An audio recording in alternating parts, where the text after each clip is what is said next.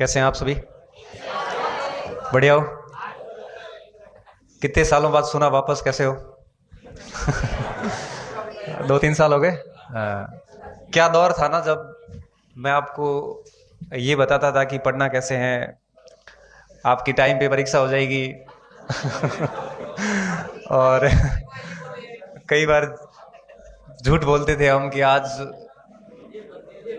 जयपुर में क्या हुआ है, बोर्ड में आज बैठक हुई है, उसमें ये निर्णय लिया गया है। मतलब बहुत सारी चीजें ऐसी होती थी जो वास्तव में होती नहीं थी।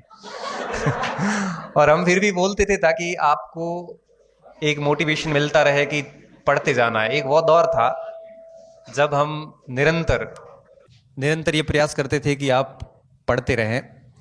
वो दौर खत्म हो गया और मैंने आपको एक बहुत पहले बात बताई थी कि जो चीज़ हमें मिलती नहीं है ना, उसकी कदर बहुत ज़्यादा होती है और ऐसे लगता है कि पता नहीं ये कितनी मुश्किलात से मिलती होगी। जब एक बार हासिल हो जाती है ना, तब उसके बाद लगता है कि ये इतनी मुश्किल थी नहीं जितनी हम सोच के बैठे थे।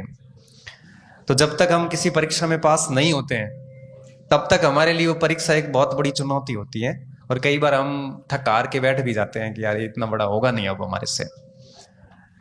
लेकिन जब उस परीक्षा को हम पास कर लेते हैं तो उसके बाद लगता है कि ये तो कुछ था ही नहीं। अब आगे जब आप भविष्य में किसी और परीक्षा की तैयारी करोगे, तब वो परीक्षा आपके लिए बड़ी कठिन अब आपको लग रही है कि पता नहीं हमारे से होगा कि नहीं होगा। तो वो क्या एक ह्यूमन नेचर है।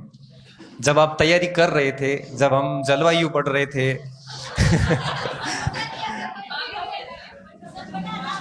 या फिर हम जैव विविधता पढ़ रहे थे, तो ऐसी कई सारी शिकायतें आपकी रहती थी जब आप पढ़ते थे।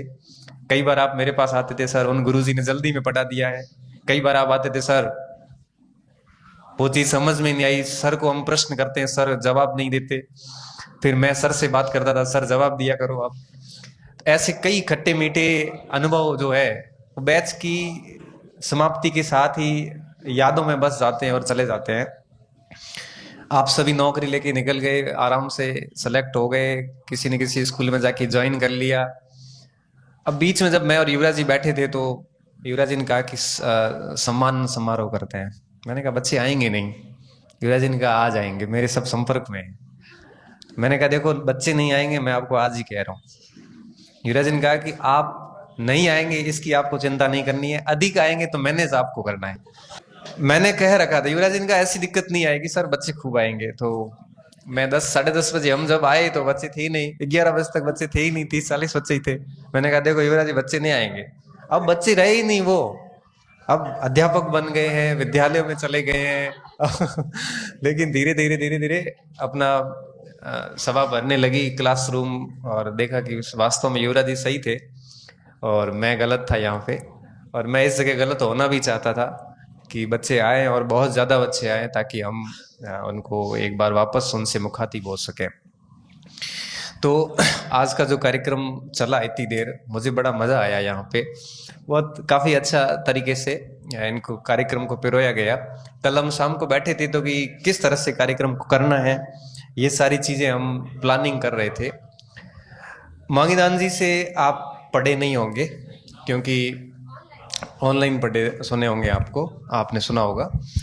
मांगीदान जी 2005-6 से हम अच्छे मित्र हैं। हम आप जाते हो ना गांव में क्रिकेट ट्रॉफीज खेलने के लिए, वैसे फोगेरा की टीम लेके हम झणकली गए थे। मांगीदान जी झणकली गए थे, वहां हमारी मित्रता हो गई थी और फिर हम क्रिकेट के जरिए मित्र बने। फिर आप तो नौकरी लग गए अध्यापक में, मैं केंद्र सरकार में चला गया था और ऐसे करते करते हम दोनों अलग हो गए। फिर घूम के मांगीदान जी वापस पढ़ने के लिए आए मेरे पास। व्याख्याता इतिहास के बैच में मेरे स्टूडेंट रहे, 1 साल पढ़ाया पूरा। और एक विश्व इतिहास की क्लास चल रही थी, वर्ल्ड वार चल रहा था ना, जर्मनी का एकीकरण चल रहा था। जर्मनी का एकीकरण चल रहा था, मैंने पूरा पढ़ाया। पढ़ाने के बाद मैंने कहा अब कोई स्टूडेंट है जो आगे आके वापस ऐसा कैसा मुझे समझाए यहाँ पे, तब मैं समझूंगा कि मेरा पढ़ाया हुआ आप तक पहुंच गया। मांगीदान जी आगे आए, उन्होंने पढ़ाया। मैंने कहा आदमी काम का ये। हीरे की परख जौहरी को होती, हम स्टूडेंट को पहचान लेते हैं कि ये कौन आगे जाके फैकल्टी बन सकता है। भाई हर व्यक्ति अपना देखता, डॉक्टर देखता है कि कब सीजन आएगी तो डॉक्टर अपनी सीजन देखता है। नाई, दर्जी, सुनार, हर जो अपना अपना प्रोफेशन देखते हैं, अपनी सीजन देखते हैं। हम बच्चे में ये तलाशते हैं कि अच्छा कौन पढ़ा सकता है। ये जो आपको भाषण बोलने के लिए कहा गया है ना, इसमें मैं बैठा बैठा देख रहा था कि आगे जाके अध्यापक कौन कौन बन सकता है। मतलब यहाँ पे आके, इस मंच पे आके कौन कौन बोल सकता है, मैं वही चेक कर रहा था। और वाकई में मुझे लगा कि मतलब कितने गुदड़ी के लाल है अंदर, कितना बढ़िया बोल रहे हो आप। सौरभ तो बहुत अच्छा बोला ये, मतलब धौलपुर से आए और आप सभी चाहते थे कि थोड़ा और बोले, है ना। ये कोई भी ये बोलता कम है, कहता बहुत ज्यादा है। बोलता कम है, कहता बहुत ज्यादा है। इसके भाव बहुत अच्छे हैं। तो मांगीदान जी ने वो जर्मनी की वो बात बताई और उसके बाद हम फिर वापस अलग हो गए। और फिर हमने 2021 में कोरोना की ठीक बाद में हमने इनको राजस्थान इतिहास संस्कृति के लिए लॉन्च किया। और अभी अपने संस्थान में राजस्थान संस्कृति और इतिहास के लिए मांगीदान जी और बाबूदान जी दोनों मिल के संभालते हैं। और इतिहास मांगीदान जी लेते हैं और संस्कृति बाबूदान जी लेते हैं। दोनों का कल्चर और हिस्ट्री वैसे चारण है तो इनका ही है, ये तो इन्होंने लिखा है पूरा, इनका ही है। साथ में सारी फैकल्टी, साइकोलॉजी में वीरेंद्र जी को हमने लॉन्च कर लिया और वीरेंद्र जी का फीडबैक बहुत शानदार आ रहा है, बहुत बढ़िया तरीके से पढ़ा रहे हैं। मैं भी चाहता हूँ कभी कभार कि आज कोचिंग की दुनिया से बाहर हो जाऊं, हर बार चाहता हूँ, लेकिन तभी कोई न कोई बच्चा आता, सर एक बार मन पड़ा और आने बाद में मैंने पीछे बल्ले थे छोड़ दे तब सोचता हूँ चलो एक बैच आ गया, एक बैच और ले लेते हैं। इसके चक्कर में धीरे धीरे क्या ना साथ में चलते जा रहे, बाकी पढ़ाने का अब इतना मन रहा ही नहीं। सही कह रहा हूँ, बार बार पढ़ा के एक ही चीज को 5-5 बार पढ़ाते हैं ना, बहुत हालत बहुत खराब होती है। और मैं तो 2011 से कंटिन्यू वही चीजें वापस बार बार पढ़ा रहा हूँ, तो काफी दिक्कतें आती है। अब सोचते हैं कि इस दुनिया से बाहर हो जाए। फिर कई बार ये सोच के जब जैसे ही बाहर होता हूँ तभी कोई मार्केट में ऐसी न्यूज आती है, जब बच्चे भ्रमित हो रहे होते हैं, तब लगता है यार क्या टाबरों को फालतू टेंशन में डाल दिया। फिर ये सोच के फिर अब सभी को व्यक्तिगत रिस्पॉन्स दे नहीं पाता, तो ना चाहते हुए भी वीडियो बना देता हूँ। बाकी मेरा लाइव आने का आजकल मन ही नहीं होता। आपने देखा यूट्यूब पे बिल्कुल एक्टिव हुई नहीं। बहुत ज्यादा कोई समस्या आती है, ऐसी कोई स्थिति आती है, अभी जैसे पेपर आउट का मामला चल रहा है यहाँ पे, अब यहाँ पे भी हम बोल रहे हैं कि कुछ स्थिति में रही ही नहीं, क्योंकि इस पैमाने पे कर लिया गया कि हम जो बात करते हैं ना कि भाई मेहनत करते जाओ चीजें मिलती जाएगी। हालांकि कितनी भी किस लेवल की भी नकल हो जाए ना, तो मेहनत वाला बच्चा बाहर नहीं होगा, ये बात तय है। लेकिन फिर भी गलत लोग जो आते हैं ना, तो भले मैं कहता हूं कि 1000 पोस्ट में 100 पोस्ट भी गलत लोग लेके गए तो वो 100 जेन्युइन लोग बाहर हो जाते हैं। बाकी सारे मेहनत के बच्चे आएंगे, लेकिन 1000 में से 100 भी गलत लोग आएंगे तो सही लोग उनकी जगह बाहर हो जाते हैं। कई बार हमें बहुत दुख भी होता है, और सबसे मुझे दुख तब ज्यादा होता है कि इसमें 90% मामलों में शिक्षक शामिल है। 90% मामलों में आप देख लो, जितने बच्चे पकड़े गए हैं उनके माँ बाप शिक्षक है। यहाँ तो जो सॉल्वर है, पेपर सॉल्यूशन, मैं कहता हूं कि अगर टीचर एक प्रण ले ले कि मैं किसी भी प्रकार का कोई भी गलत कार्य नहीं करूंगा, किसी माई के लाल की औकात नहीं है कि आरपीएससी से पेपर आउट करवाने के बाद में भी कोई उसको सॉल्यूशन कर ले।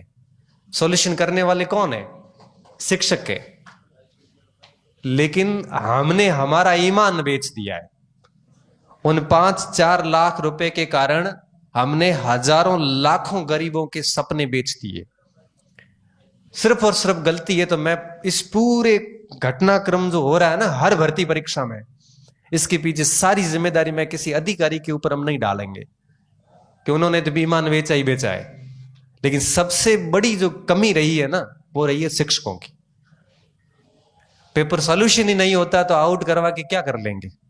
ये जितने गैंगस्टर सॉल्यूशन पेपर निकाल रहे हैं ना, इन लोगों से सॉल्यूशन नहीं होगा, एक सवाल नहीं हल होगा। इन लोगों को कोई मतलब ही नहीं है कि साइंस का पेपर है कि भूगोल का है।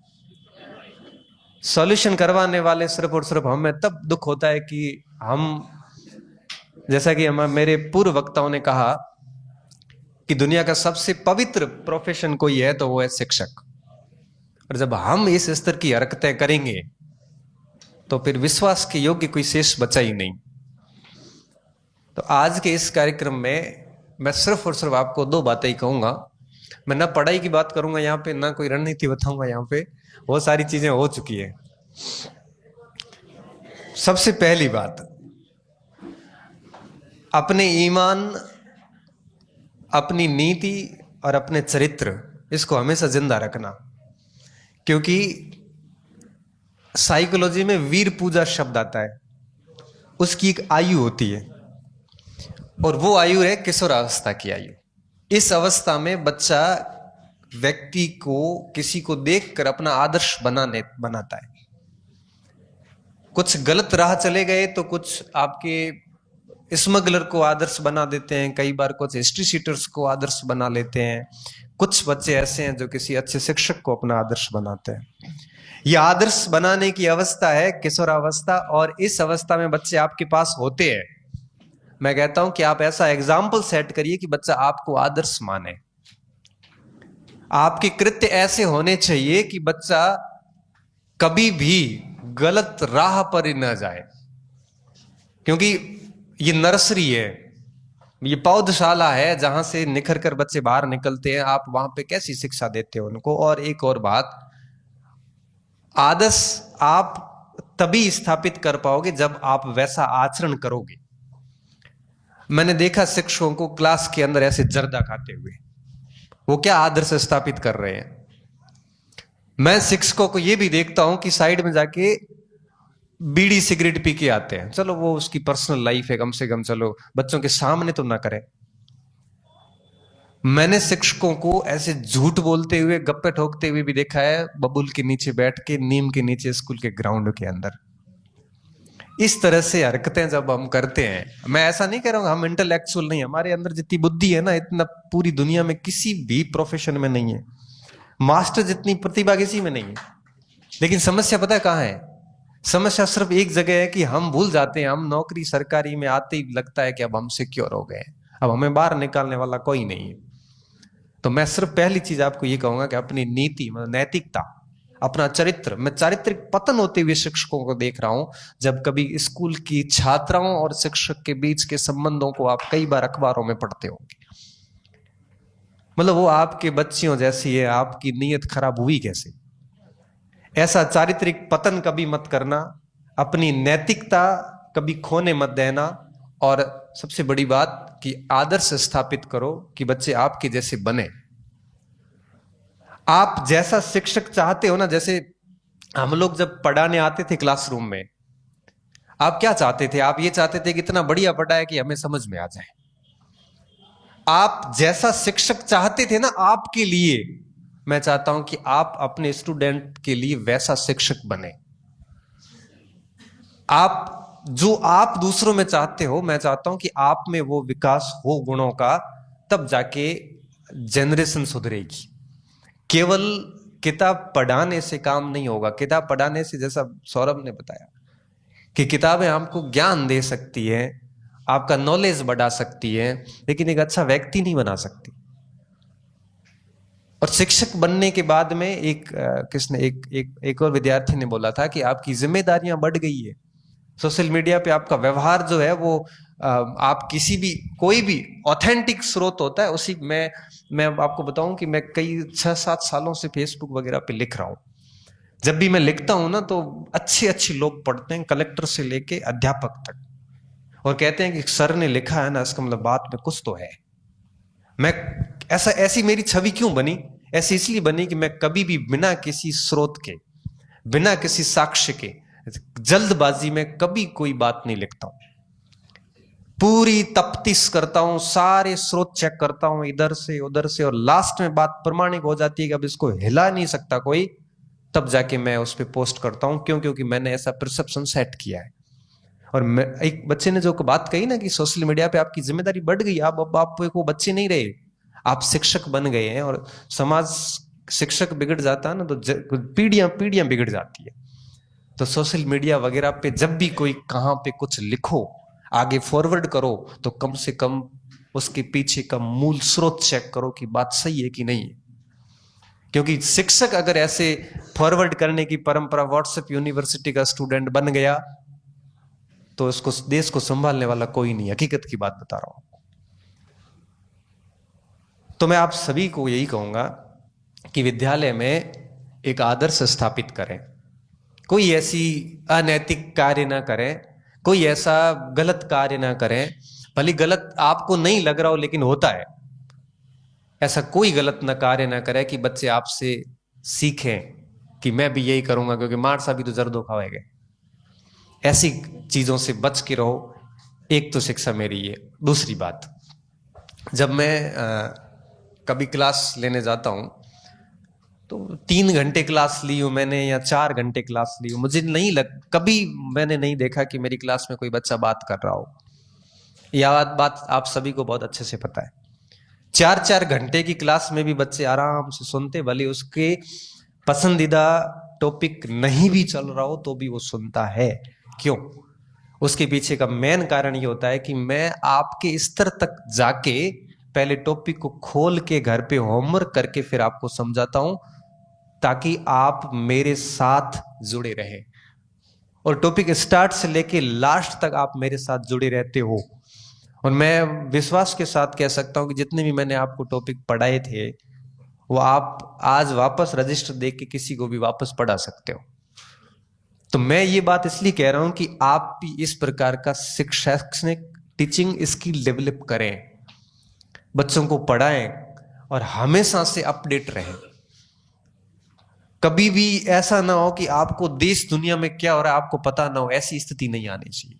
फुटबॉल का वर्ल्ड कप हुआ है अभी, आपको सारी नॉलेज होनी चाहिए उसके बारे में, तो आप बच्चों को बता सकोगे।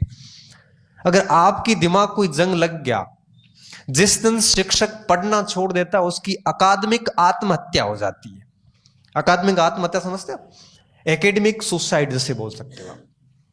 जिस दिन आपने पढ़ना छोड़ दिया उस दिन आप मृत हो, कोई काम के नहीं हो। आप में और बाहर के व्यक्ति में कोई फर्क नहीं है।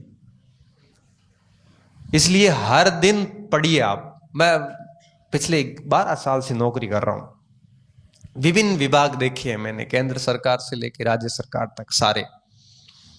मुझे नहीं पता कि मैंने कब 5-7 दिन से ज्यादा रेस्ट की है। मैं हर दिन पढ़ता हूं, आज सुबह भी अखबार पढ़ के आया हूं। हर दिन कोई न कोई नई चीज सीख की जाता हूं। क्यों? क्योंकि मुझे पता है कि मैं सीखूंगा तभी मैं आपको सिखा पाऊंगा। कोई भी व्यक्ति अपने आप में पूर्ण नहीं है और एक शिक्षक हमेशा एक छात्र होता है। जिस दिन शिक्षक ने अपनी छात्र वाला गुण छोड़ दिया ना, उस दिन आप दुनिया से इतने पिछड़ जाओगे कि इस लाखों की भीड़ है ना शिक्षकों की, उसमें से आप अलग कभी नहीं हो पाओगे। अब देख लो, राजस्थान भर में हजारों शिक्षक है, लेक्चरर है, प्रोफेसर है, सारे है। अब आंख बंद करके रात को सोचना कि आप कितने शिक्षकों से प्रभावित हैं, तो 4 या 5 नाम आएंगे। फिर सोचना कि वही नाम क्यों आए, क्योंकि उन्होंने कुछ एक्स्ट्रा एफर्ट्स लगाए थे जिसकी वजह से आप उनको याद करते हो।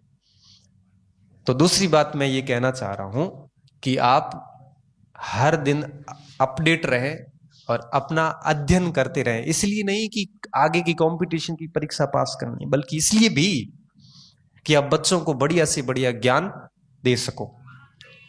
क्यों? क्योंकि बच्चे बड़ी आकांक्षा के साथ आपके पास आते हैं और आपको ही कुछ नहीं आ रहा है तो आप बच्चों को क्या सिखाओगे। इसलिए हमेशा पढ़ते रहो। और क्योंकि इस पढ़ने के आपको फिर 2 फायदे होंगे। पहला फायदा ये होगा कि आप बच्चों को बढ़िया नॉलेज दे पाओगे। देखना, एक विद्यालय में बच्चा 2 चीजों से डरता है। यहां डरता है डंडे से, जो बहुत ज्यादा मारता है, पीटीआई साहब उससे डरता है। पीटीआई जी से डरता था पहले का बच्चा। आजकल वो बात है नहीं। आप किसी को मारोगे तो आरटीआई की धारा हो, कौन सी 29 है, कौन सी 17, मजो हो जाए। ठीक है। दूसरा, आप मार किसी को सकते नहीं। बच्चा आपसे भयभीत होगा। दूसरा कारण है वो है नॉलेज, ज्ञान। बहुत ज्यादा जो बहुत अच्छा टीचर पढ़ाता है, जिसके पास नॉलेज है, आप देखना बच्चा नजर झुका के उससे बात करता है। हिम्मत नहीं होती उससे बात करने की। क्यों? क्योंकि इसके पास ज्ञान नामक शक्ति है। आप याद करना, पिछले जितने भी शिक्षक हैं उनमें से आपने सबसे ज्यादा किसी की रेस्पेक्ट करी है तो वो उसकी करी है जिसके पास में नॉलेज है। और रेस्पेक्ट से नजरें झुक जाती है उसे हम भय कह सकते हो। वो डर नहीं है, वो है सम्मान से झुकी हुई नजरें, और वो हमेशा उसके अंदर ही रहना चाहता है। तो ज्ञान एक ऐसी चीज है जिसका दुनिया में कोई तोड़ नहीं है।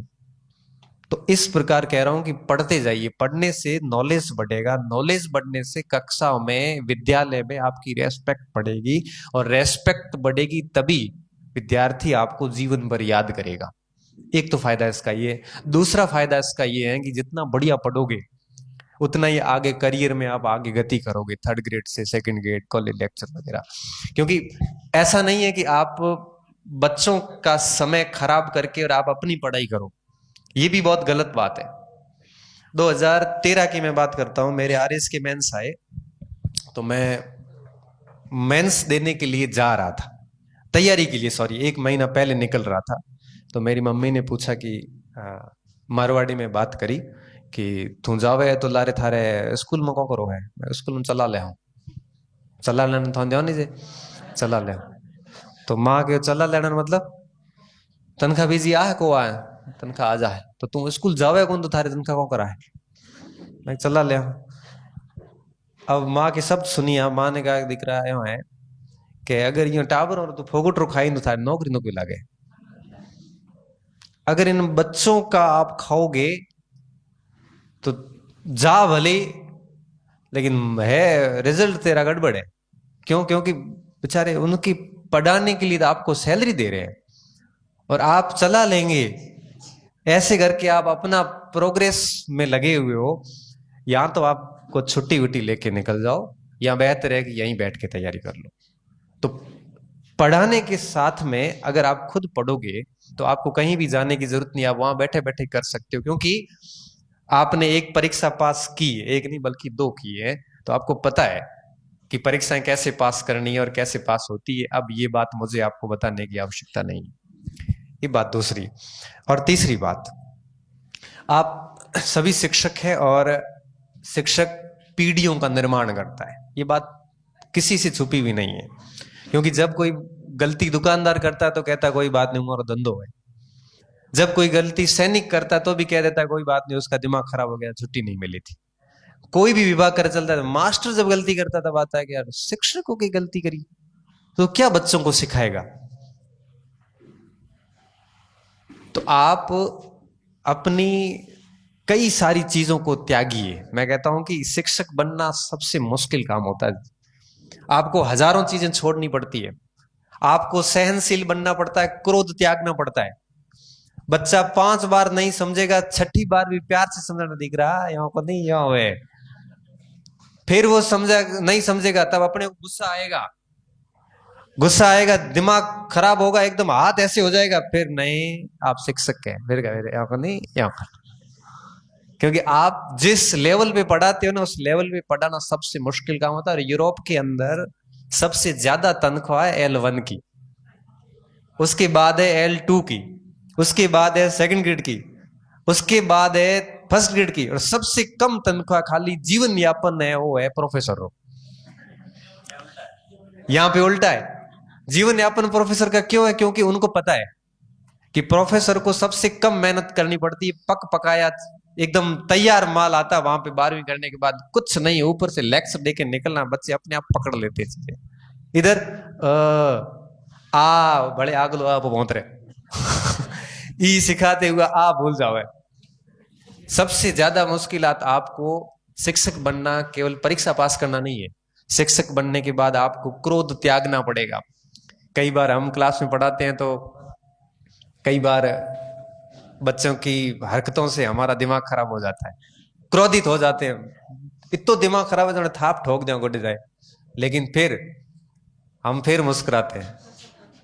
कई बार बच्चों का इतनी बेहूदगी भरी हरकत होती है, लेकिन हम समझते हैं कि बच्चे हैं आखिर।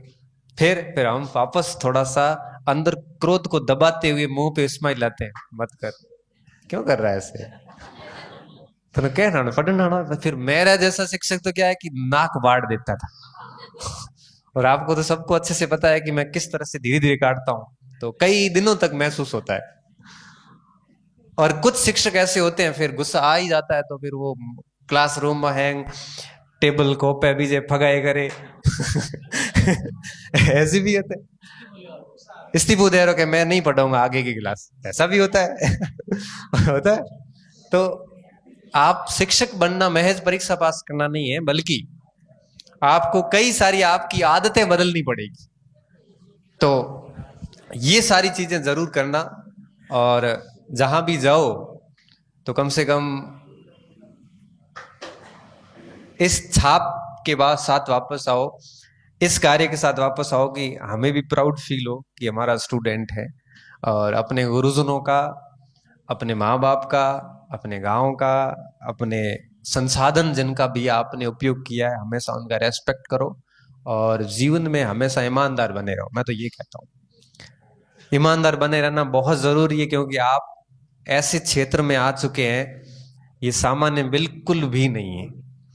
बस हमारी विडंबना ये है कि हमने अध्यापक को केवल और केवल एक परीक्षा तक सीमित कर दिया है। बाकी अध्यापक बनने के लिए परीक्षा पास करना तो महज एक माध्यम है, हजारों चीजें अपने आप में बदलनी पड़ती है, वो जरूर बदलो आप। और लास्ट और आखिरी बात के साथ मैं बात को खत्म करूंगा, क्योंकि आप सभी सुबह 11 बजे के आए हुए, मैं भी 11 बजे से आया हुआ हूं। एक जीवन में एक चीज जरूर करना कि आप पढ़ लिख लिए, आपकी नौकरी लग गई, आप सेट हो गए हो लाइफ में, एक प्रण ले लेना कि कम से कम आप भी 2 लोगों को या एक व्यक्ति को, आप भी किसी को सेट करो। बढ़िया सेट करने का मतलब ये है कि उसको बढ़िया पढ़ाओ। मैं 2010 में जब मैं जॉब लगा सरकारी नौकरी में, तो उस समय हमारे गांव में मुश्किल से 2 या 3 लोग नौकरी में थे। आज की तारीख में हमारे गांव की बात करूं तो लगभग 20 के आसपास बच्चे सरकारी सेवा में जा चुके हैं, और 30 से 35 बच्चे मेरे पास अभी पढ़ रहे हैं। और हर एक बच्चे को मोटिवेट करता हूँ, गांव आ, शहर आ जा, पैसे नहीं है तो हम जुगाड़ करते हैं कहीं से, पढ़ ले। क्योंकि पढ़ के, जैसा कि स्वामी विवेकानंद कहते हैं कि आप जिन संसाधनों का उपयोग करके पढ़ के आगे बढ़ते हो, आसपास अगर आपकी कोई गरीब रहता है, अनपढ़ रहता है, तो ये आपकी असफलता है। क्यों? क्योंकि उन्हीं के संसाधनों का उपयोग करके आप सफल हुए, और आप उनके लिए क्या कर रहे हो। तो आप सब सक्सेस हो गए हो, बहुत बढ़िया बात है। कम से कम आप एक आधे की अंगुली पकड़ के आप उसको भी सक्सेस करने का प्रयास करोगे तो जीवन सार्थक है। नहीं तो लाखों प्रोफेसर, टीचर भारत भर में भटक रहे हैं, किसी को कोई जानता पहचानता नहीं। सही बात कह रहा हूं? कितनों को आप जानते हो? मेरे साथ भी हजारों प्रोफेसर सेलेक्ट हुए थे, आप कितनों को जानते हो? वो तभी जानेंगे जब आप किसी का उद्धार करोगे, तभी बच्चे, जनरेशन आने वाली आपको याद करेगी। अभी हमने इस कंपटीशन से थोड़ा सा हटके, कंपटीशन तो चले गई, साथ साथ में हम विद्यालय, सक्सेस पॉइंट विद्यालय नाम से भी एक प्रोजेक्ट पे काम कर रहे हैं।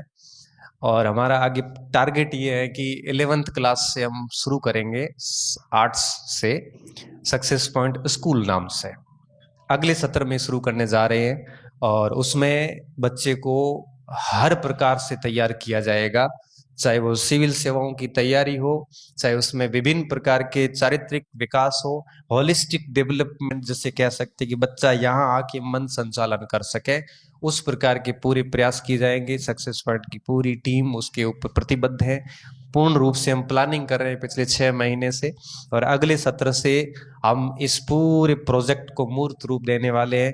पहले 11th रहेगा, उसके बाद 12th करेंगे, फिर 9th करेंगे, उसके बाद 10th करेंगे, फिर कॉलेज और उस पर प्रयास करेंगे, ताकि हमारे बाड़मेर के बच्चे को, या यूं कहिए कि इस क्षेत्र के बच्चे को कहीं बाहर जाना ना पड़े। और जो बाहर के बच्चे हैं वो भी कई जगह मोनोपोली से परेशान है, कई जगह क्या एक आधा स्कूल कॉलेज ही है, तो उनका पूरा मोनोपोली रहता है, एकाधिकार रहता है, फिर वो अपने हिसाब से फीस वगैरह सब तय करते हैं। हमारा प्रयास ये है कि उनकी मोनोपोली भी तोड़ी जाएगी, और एक बेहतरीन मॉडल के साथ में वो ऊपर, उसके ऊपर भी काम कर रहे हैं। इसका मतलब ये नहीं है कि कोचिंग बंद कर देंगे, ये तो चलता ही रहेगा, क्योंकि जब तक शिक्षक भर्ती का या इसका कोई बैच नहीं चलता तब तक हमारे को एनर्जी नहीं मिलती। अभी 18 तारीख को हमने अध्यापक का बैच विदाई के साथ में समापन किया उसका। 18 तारीख से लेके आज 28 तारीख है, 10 दिन से हमारा मन ही नहीं लग रहा है। बाहर आ रहे हैं, कोचिंग आते हैं, वापस घूमते हैं, जैसे कि कोचिंग की जान चली गई हो।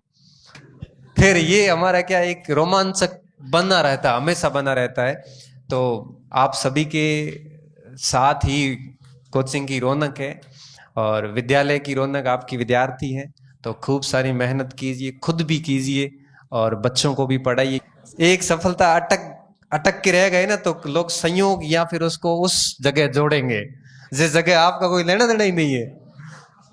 इसलिए कम से कम आप बस से जुड़ने से बचें और बढ़िया मेहनत करें और जीवन में आप जितना डिजर्व करते हैं उसको पाएं।